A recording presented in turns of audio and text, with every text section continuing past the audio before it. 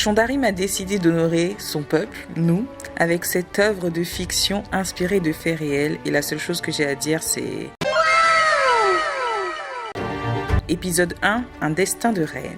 Tout commence dans le nord de l'Allemagne. Une jeune princesse déambule dans son château, s'arrête et voit soudainement, à travers une porte, un homme signer un contrat. L'effroi et la colère. Aucune parole n'est dite. La princesse lance un regard dédaigneux à cet homme, monte dans le carrosse, puis s'en va. Au cours du voyage, la princesse est affalée. Elle se plaint de la composition de son corset qui l'empêche de bouger auprès de cet homme dont on apprend qu'il est son frère. Charlotte a perdu ses parents. Son frère, depuis, veille sur elle. Il n'avait pas le choix, lui dit-il. Il a été obligé de la céder à l'Empire britannique, au roi d'Angleterre. En pleine nuit, alors que la princesse est devenue reine et a grandi, dans la pénombre, elle avance et rencontre un médecin. Elle pose cette question qu'elle posait déjà sans cesse dans la saison 1 de Bridgerton. Est-il mort ? Il ne l'est pas, et c'est Lady Whistledown qui nous apprend sous le regard insensible de la reine que sa petite fille, la princesse royale, est morte, mettant en péril l'avenir de la monarchie qui se retrouve à présent sans descendant. Même si la reine a 13 enfants, aucun n'a d'héritier qui puisse monter sur le trône. Encore, elle déambule dans le couloir et contemple les souvenirs peints, s'attriste et se souvient. La première fois qu'elle est arrivée au palais, elle a été présentée à la princesse douairière et examinée telle une marchandise. Une robe lui est prévue, un valet a signé, le mariage s'annonce alors qu'elle n'a même pas encore vu le roi. Charlotte est déboussolée. Elle doit se familiariser avec les coutumes de la royauté. Votre Altesse ? Marchez à côté de moi, j'ai des questions. Cela ne se fait pas, Votre Altesse. Comment ça ? Vous marchez devant et je marche derrière, Votre Altesse. Vous ne pouvez pas me parler. Je suis toujours avec vous, Votre Altesse. 5 pas en arrière. 5 pas en arrière ? 5 pas en arrière. Toujours ? Toujours, Votre Altesse. Vous êtes toujours là, derrière moi, continuellement. Je suis à votre service, Votre Altesse. Quel est votre nom ? Brimsley, Votre Altesse. Brimsley. Parlez-moi donc du roi. La princesse douairière et les conseillers s'offusquent de la couleur de peau très foncée de la future reine. C'est l'occasion pour la mère du roi d'entamer une nouveauté, une révolution, en élargissant la liste des invités. Une femme se fait ramoner par son mari ignoble qui, après l'acte, retire son dentier. Cette femme qui regarde dans le vide après cet acte consenti par obligation va prendre un bain et apprend qu'elle fait maintenant partie de l'aristocratie. Il s'agit de Lady Danbury. Elle aperçoit la raison pour laquelle une personne de sa teinte a intégré la noblesse. Cette future reine qui cherche à fuir son mariage en escaladant un arbre. Soudain, derrière la princesse qui escalade un arbre, arrive un gentleman. Il la questionne et elle apprend. Je n'ai absolument aucune intention de vous aider. Je suis une demoiselle en détresse. Vous refusez d'aider une demoiselle en détresse ? Eh bien, je refuse quand cette demoiselle en détresse essaie d'escalader un mur pour éviter de devoir m'épouser.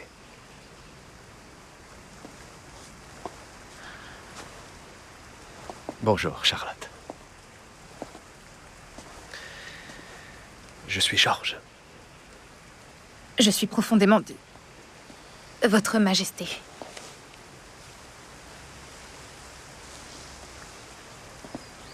Pas Votre Majesté. George. Enfin, si, Votre Majesté, mais... Pour vous, juste George. Je suis... Et quel homme! Il est drôle, chaleureux, simple, assuré, mais surtout amoureux de son insolence et de son naturel. La conversation qui s'ensuit est éblouissante. L'alchimie qu'il y a entre les deux personnages, moi-même je suis tombée amoureuse.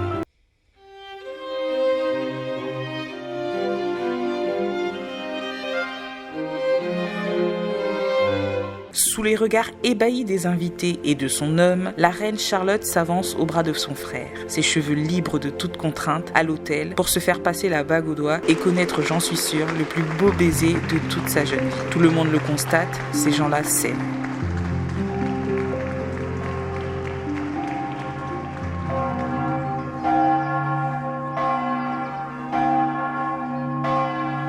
Ils dansent ensemble et s'éprennent l'un de l'autre. La fête se termine, les gens s'en vont. Son frère la salue courtoisement, mais un peu froidement.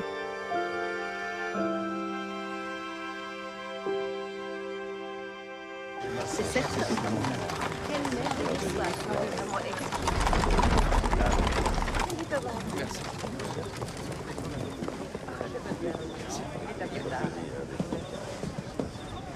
Prenez soin de vous, Votre Majesté. Adolphus, Je vais prier pour que Dieu vous accorde très vite des enfants, madame.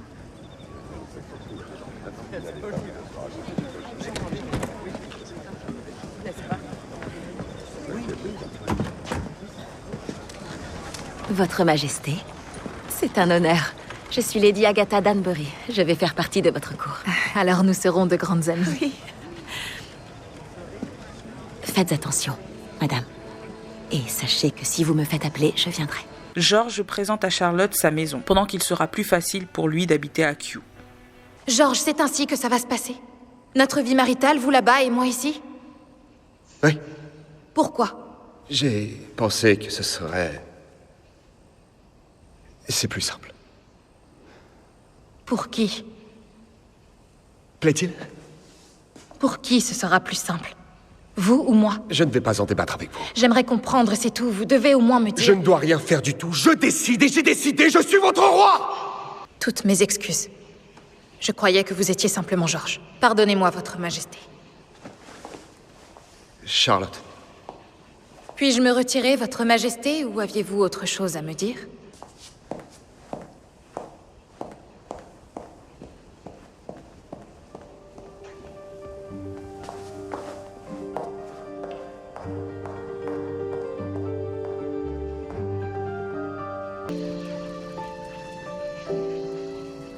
J'aurais dû escalader le mur.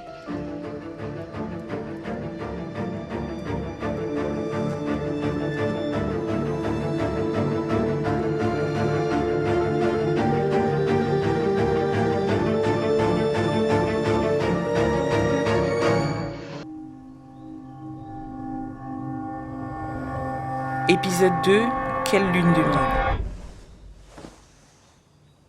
La nouvelle reine se cherche quelque chose à faire et est surprise d'apprendre qu'elle doit, pendant sa lune de miel, se retirer.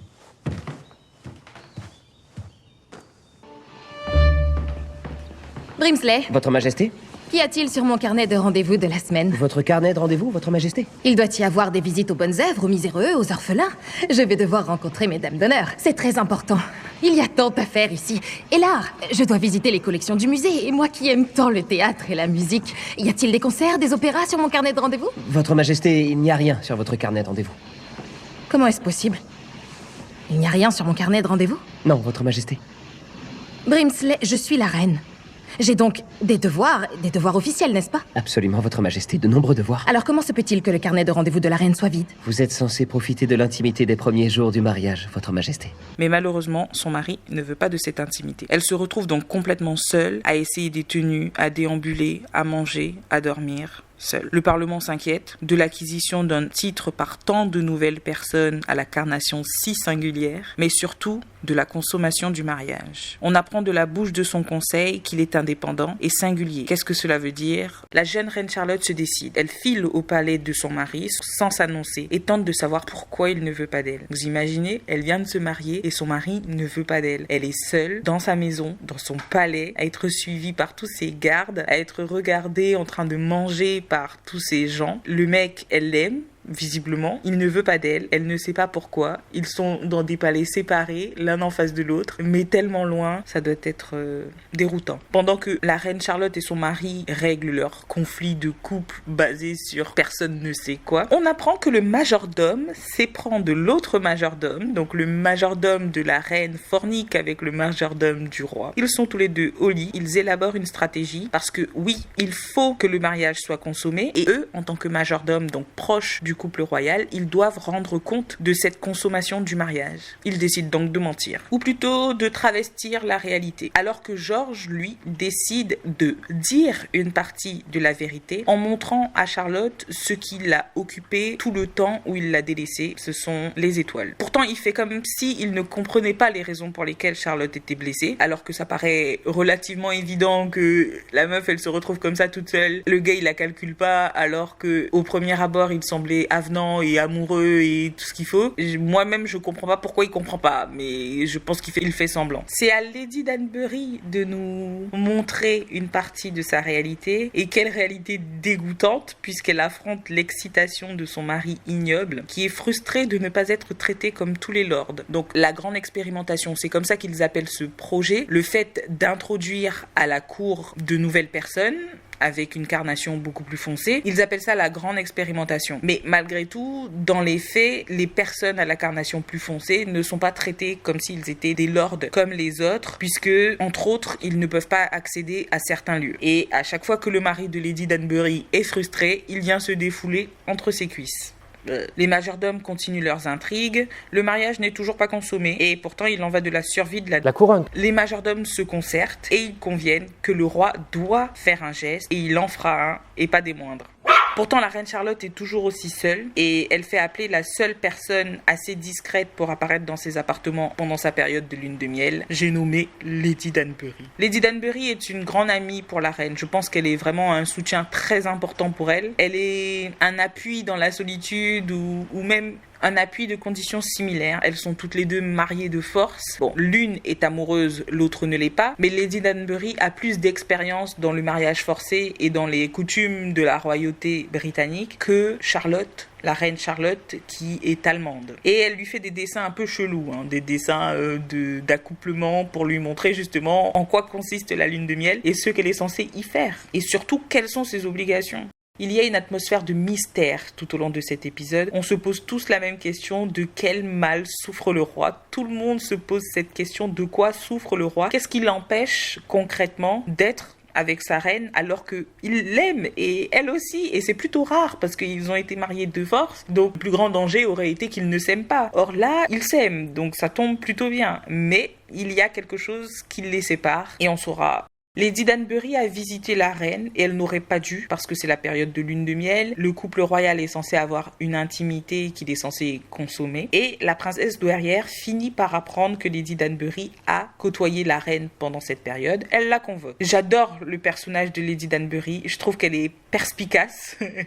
Elle est vraiment subtile et fine et elle sait manœuvrer dans ce monde et je trouve ça admirable. Elle profite de cette entremise avec la reine pour s'imposer et obtenir plus de privilèges pour son titre. Le roi, quant à lui, enfin, consent à passer du temps avec sa femme. Elle le trouve en arrivant dans la salle à manger, attablé, magnifique. Cet homme est magnifique. Et il lui propose de rester pour le dîner. Ce qui la met quand même vachement en colère, parce qu'il précise pour le dîner. Il y a un adage qui dit quand on cherche, on trouve. Cet adage vaut pour cette activité de la reine Charlotte qu'elle a en mauvaise habitude, c'est-à-dire écouter aux portes, puisqu'elle entend son mari dire des choses qu'elle aurait préféré ne pas entendre. L'épisode se termine et on voit le roi trembler, souffrir, manifestement de maux peut-être physiques, qu'il souhaite cacher à sa femme. Le roi est malade. Salle à manger, si vous voulez la rejoindre,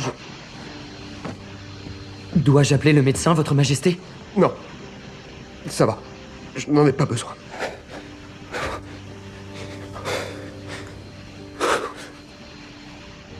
Oui, faites-le venir. Charlotte? Elle n'en saura jamais rien.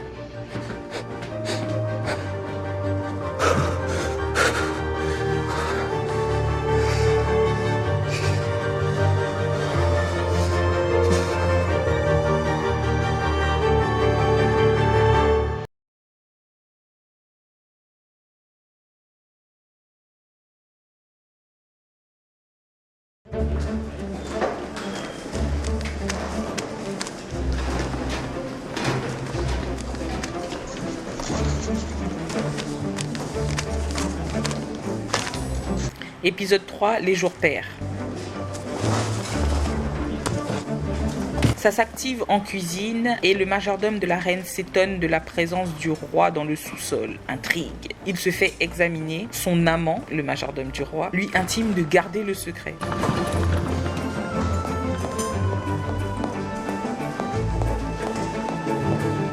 Parce que c'est jour de couronnement.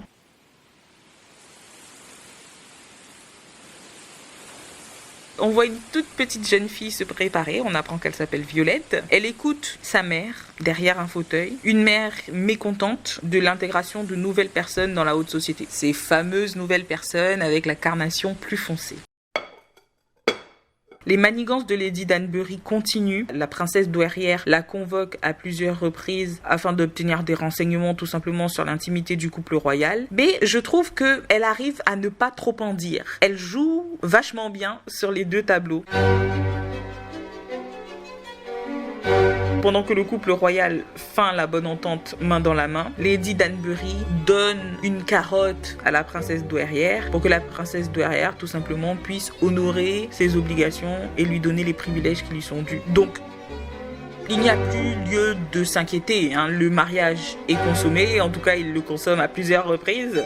Et même s'ils font semblant de se détester, d'ailleurs ce semblant de détestation, ça me fait penser à Daphné et le duc de Hastings lorsqu'ils se sont mariés. Ils se détestent sans vraiment se détester, en tout cas pour ne pas admettre qu'ils s'adorent. Ils mettent en place des règles de procréation, d'où le titre de l'épisode Jour pair, afin d'encadrer cette passion débordante qui les dévore. La reine Charlotte s'épanouit un peu plus. Le malaise des premiers épisodes est passé, elle commence à prendre ses marques dans cette cour, mais elle apprend quelque chose d'assez déconcertant, c'est que son mari, le roi, ne côtoie jamais la société. Il est toujours soit en train de faire ses travaux d'agriculteur, soit en train de regarder les étoiles, en train de lire, en train de tout faire sauf côtoyer les gens. Ce qui intrigue forcément parce que ne jamais avoir vu le roi ou le roi n'ayant fait aucune apparition en société, les gens murmurent et posent des questions sur les raisons pour lesquelles le roi est aussi discret. Tout au long de la série, on ressent que le fait pour le roi de ne pas apparaître en public, ça rend son règne fragile. Son règne est d'autant plus fragile que le sujet du bébé royal attendu par le Parlement se fait pressant. Il faut un bébé et pour le moment, toujours pas de bébé de la part de la reine Charlotte. Après, je pense qu'il faut se calmer 30 secondes. Ça fait 2 minutes que les gens sont mariés. Le bébé, il va pas arriver en 2 spies comme ça. Il faut vraiment redescendre, quoi. La princesse douairière continue de faire pression sur Lady Danbury. Lady Danbury qui sereinement continue de placer ses pions elle aussi et propose en contrepartie des informations qu'elle donne à la princesse douairière, donc la mère du roi, d'être l'hôtesse d'un bal en sa maison. Dans le temps présent, oui je dirais dans le temps présent parce que je sais pas trop comment formuler le passage des scènes entre le passé et le présent dans la série. Donc dans le temps présent, ces jours de deuil, Lady Violet Bridgerton se recueille à l'église et y rencontre Lady Danbury, à laquelle elle confie souffrir de la mort de son mari. C'est surtout le jour de l'anniversaire de son mari, auquel elle fabriquait de son vivant des chapeaux en papier, qu'elle appelle des chapeaux d'anniversaire, qui sont tout simplement des couronnes en papier qui ressemblent à des couronnes faites par des enfants. La jeune Lady Danbury qui a proposé d'organiser le bal apprend que personne ne veut s'y rendre, genre vraiment personne. Tout le monde a décidé de boycotter le bal de Lady Danbury, tout simplement parce que... Nous sommes nouveaux ici, ne voyez-vous pas les enjeux ? Alors que la reine fait la découverte d'une passion de son roi, pour le moins inattendue. Le fermier George. Je suis fermier George. Ce sont les mains d'un roi et d'un fermier.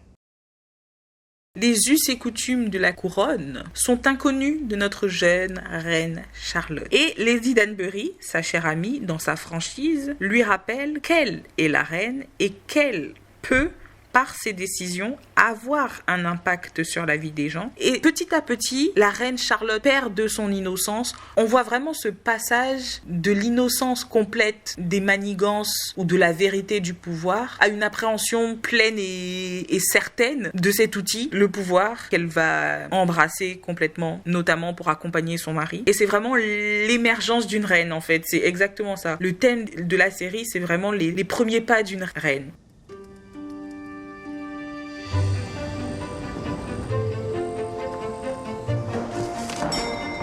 Et puisque son pouvoir est grand, elle est la reine d'Angleterre, ne l'oubliant pas, elle décide d'honorer sa meilleure amie Lady Danbury de sa présence à son bal. Le roi aussi y sera présent, bien entendu. Tous les sujets doivent être présents.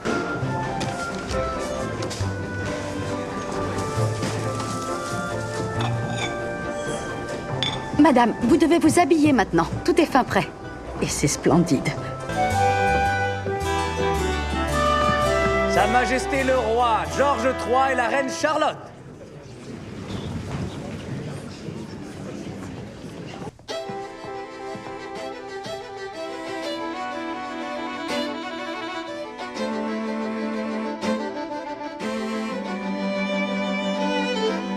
C'est un événement pour laisser trace dans l'histoire. Un vent nouveau souffle sur l'aristocratie britannique. Une brise fraîche parcourt les lieux des Danbury. On y danse, on y tombe amoureux, on se mélange. Honnêtement, c'est vraiment une belle utopie que nous dépeint Shondarim, parce qu'à cette époque, les personnes à la carnation foncée étaient encore des esclaves. Le fait d'embrasser cet imaginaire de mixité, ou même de liberté pour une partie de la population mondiale qui a été opprimée et qui est encore opprimée, je trouve que c'est gracieux, émouvant.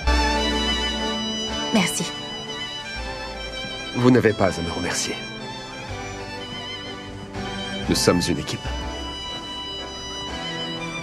N'est-ce pas, Charlotte?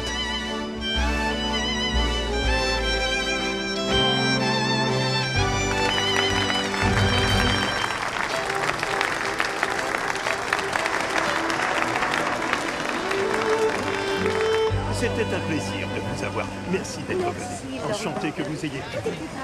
Au revoir, Serena. Venez vous prendre...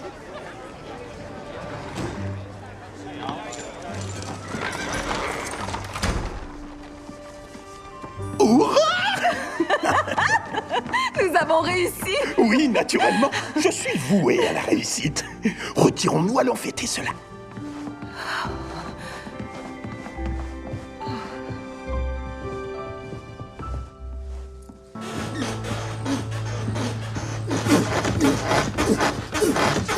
Lord Danbury, au cours d'une fornication très active, va laisser la vie et partir pour de bon, laissant Lady Danbury heureuse de ne plus avoir à honorer ses obligations dégueulasses envers un mari répugnant. Monsieur, avez-vous fini votre affaire?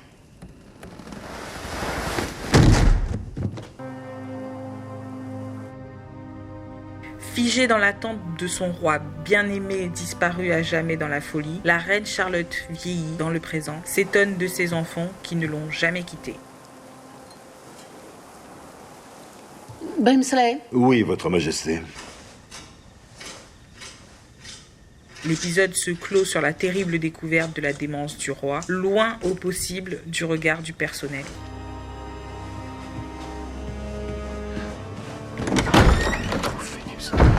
Transit de Vénus. Georges le fermier. Recalcule. Trouve-la. Fermier. Le fermier roi. Le fermier Georges. Elle est là. Vénus. Fermier. Roi. Roi Georges le fermier. Georges le fermier. Georges. Vénus. Trouvez Vénus. Vos Majestés, souhaitez-vous que je... Georges travaille. Georges. Retournez à votre poste, tout va bien. Vénus. Transit de Vénus. Épisode 4, auprès du roi. La reine se questionne et le roi nous raconte son périple depuis l'annonce de la venue de sa future épouse. Il veut gouverner seul grâce à des connaissances scientifiques, mais sa mère insiste. Il faut donner au peuple un mariage. La couronne est à cette époque fragile. Les colonies britanniques d'Amérique, que sont les États-Unis, vont prendre leur indépendance, donc sont sur le point de ne plus payer leurs taxes. La guerre a vidé les caisses de l'État et il faut renforcer le pouvoir de la monarchie aux yeux du peuple et ça passe par un mariage. Tout au long de cet épisode, on va apprendre ce qui s'est passé pendant les 3 derniers épisodes. On voyait uniquement le point de vue de la reine, mais là, on est auprès du roi. Tremblement déclenché par l'anxiété, état second, il lutte contre lui-même à l'aide d'un médecin qui ne lui veut pas de bien du tout. À la vue de sa future épouse, il panique car il craint de la blesser, de lui faire du mal. Il ne la connaît même pas mais il l'aime déjà. Il est si tendre et émotif, franchement, c'est un homme parfait.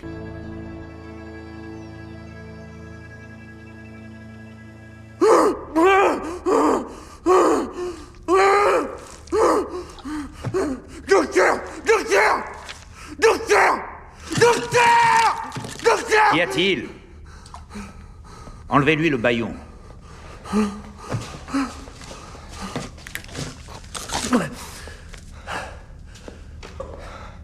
Ça fait des jours que je suis là. Combien de temps encore? Aussi longtemps que nécessaire pour atteindre notre objectif, c'était notre accord. Notre objectif était de me faire redevenir moi-même un peu plus de ce traitement et je n'aurais plus rien vers quoi revenir. Un monarque brisé vaut-il mieux qu'un monarque fou? Je ne l'appelle pas la terrible méthode sans raison. La terreur en est le fondement même. après avoir testé les méthodes de guérison assez troubles du médecin, qui n'est pas un vrai médecin. Ce sont relativement des méthodes de torture en fait. Il va se laisser une chance avec sa reine pour pouvoir être heureux avec elle, et on voit que c'est là qu'il apparaît lors du dîner. Mais lorsque le roi apprend que sa reine va lui donner un bébé, il replonge dans ses tourments et décide pour la sécurité de sa famille de s'en remettre au médecin qui ne lui veut pas que du bien.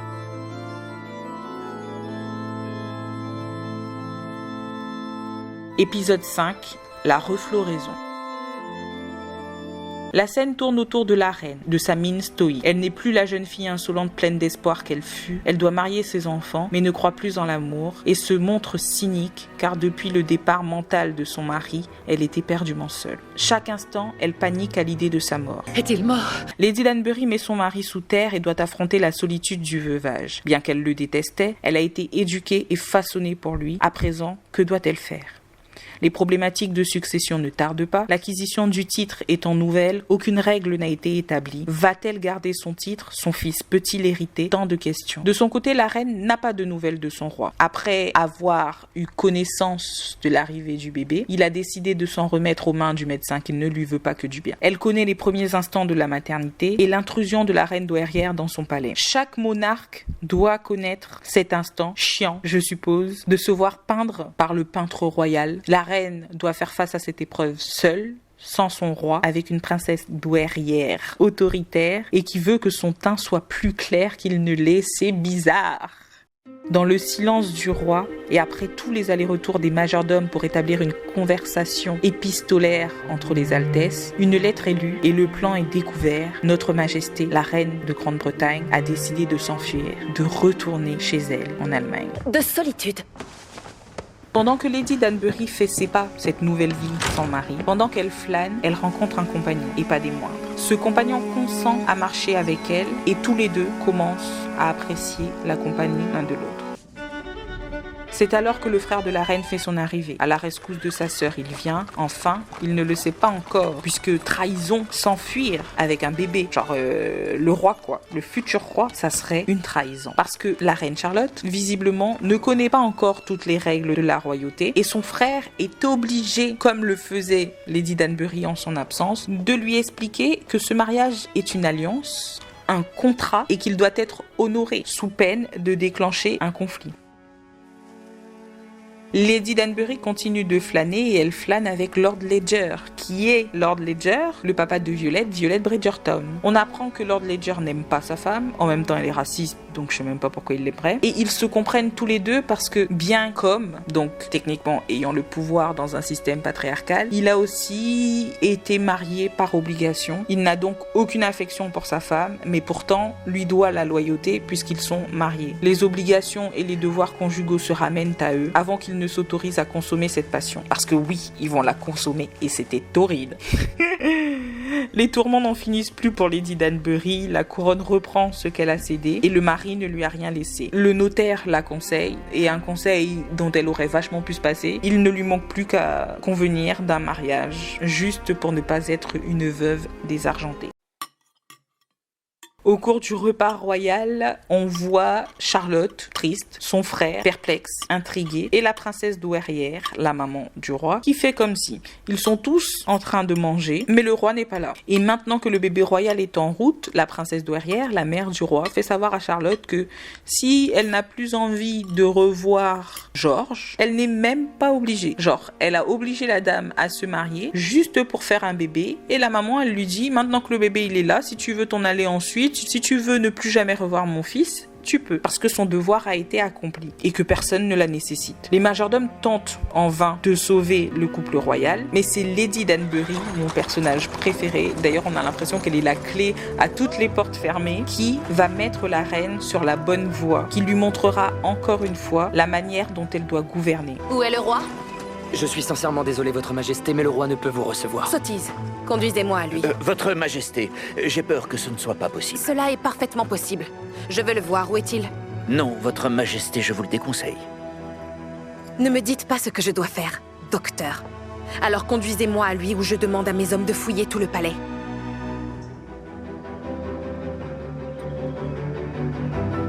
Par ici, Votre Majesté.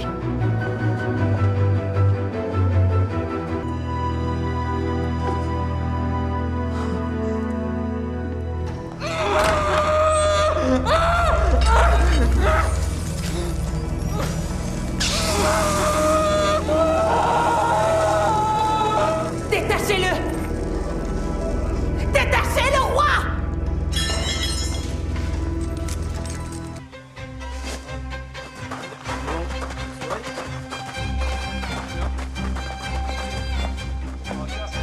Il a besoin de manger, d'un bain chaud et de vêtements. Et qu'on prépare mes mâles. Nous nous installons à Kew.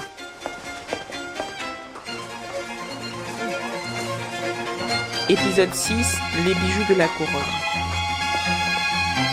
Le printemps prend place, mais le froid souffle auprès de la princesse douairière, elle qui apprend que son fils laisse prendre les décisions par une autre. Violette Bridgerton découvre un détail de la vie de Lady Danbury qu'elle n'aurait pas pu prévoir. Un chapeau, le fameux chapeau d'anniversaire que lui faisait son père, elle le retrouve chez Lady Danbury. Pendant ce temps, le roi ordonne à la reine de le quitter, mais c'est de la sème, donc pourquoi voulez-vous qu'il se quitte? Retour sur Agatha Danbury. Ah, Agatha, ne t'a-t-on jamais dit qu'il ne fallait pas chasser un lièvre déjà maqué? Eh oui, sans surprise, cet homme... Je suis ravi de vous voir, Lady Danbury. Lord Ledger l'aime, mais se refuse à être avec elle pour je ne sais quelle raison, parce qu'il est déjà marié, je ne sais pas si à l'époque le divorce ça se fait, mais bon, c'est un homme dans un système patriarcal, donc il pourrait très bien jarter sa femme, mais il ne le fait pas. Moi je suppose que c'est parce que Lady Danbury n'est pas de son camp. J'aimerais que nous puissions nous revoir, mais je sais que vous êtes une femme occupée. Comme vous l'êtes. Avec Violette. Oui, elle devient une charmante jeune dame. Peut-être se fera-t-elle une réputation irréprochable comme la vôtre. Oui. Ma réputation est fort respectée. Tout ce dont une dame peut rêver. Ils vont donc se contenter de souffrir en silence, de se regarder au loin, avec des minois attristés en mode « Ouin, je peux pas être avec toi ». Mais tout va bien. Voilà désormais le jeu dangereux auquel joue Sa Majesté la Reine quand elle préfère ignorer la réalité de l'état de son mari malade. Pour une dernière fois, la princesse douairière tente de cuisiner Lady Danbury en la faisant chanter avec le maintien de ses privilèges, mais la mère du roi ne sait pas encore. Elle n'est plus celle qui détient le pouvoir auprès de son fils. Dans sa bienveillance, la reine Charlotte tente de ménager le roi, de l'éloigner des déclencheurs de ses tourments. Mais là encore, Charlotte nous montre qu'elle ne connaît pas l'étendue des obligations royales et c'est une discussion avec la mère du roi qui lui fera comprendre que pour rester au pouvoir, il faut faire des choses qu'on n'a pas envie de faire et il y a des obligations avec lesquelles on ne peut pas négocier.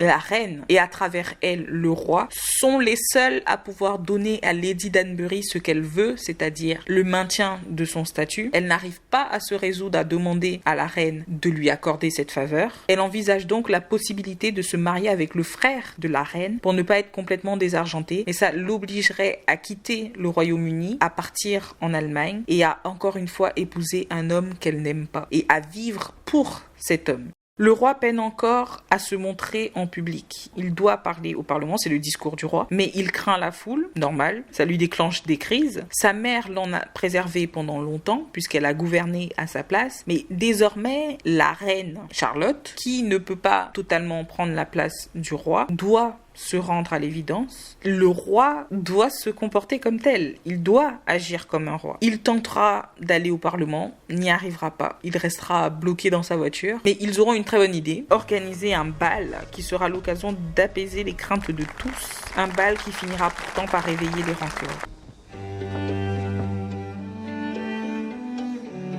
Vous et moi. Vous et moi.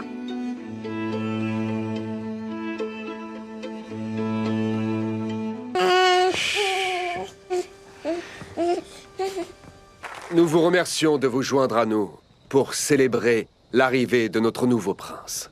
Sans grande surprise, étant donné que je suis le troisième du nom, nous avons choisi de l'appeler George IV. À votre futur roi. À notre futur roi. Je ne peux pas vous épouser. Agatha finit par y conduire Adolphus, le frère de la reine. Elle se jure célibat pour ne prendre des décisions que pour elle. Je ne veux plus jamais me marier. Sachez que je n'ai jamais voulu que son bonheur. Il est heureux maintenant. Grâce à vous, vous le comblez. Merci, Votre Majesté. La princesse douairière dépose les armes aux pieds de Charlotte et lui prête allégeance. C'est trop beau, genre la mère du roi lui fait la courbette en mode « c'est toi la reine, tu as gagné, vive la reine Charlotte !» Le couple royal brille d'une lueur d'amour qui me donne envie de vomir. Voulez-vous danser ? Et les reprises musicales en mode classique me donnent envie de me claquer la tête au mur. Mais sinon... Tout va bien, il est le roi. Ces gens baisent avec une telle frénésie, putain, ils ont eu 13 gosses, chapeau l'artiste. Malgré les années et la démence, le pouvoir et l'adversité, ces gens-là s'aiment et c'est la fin.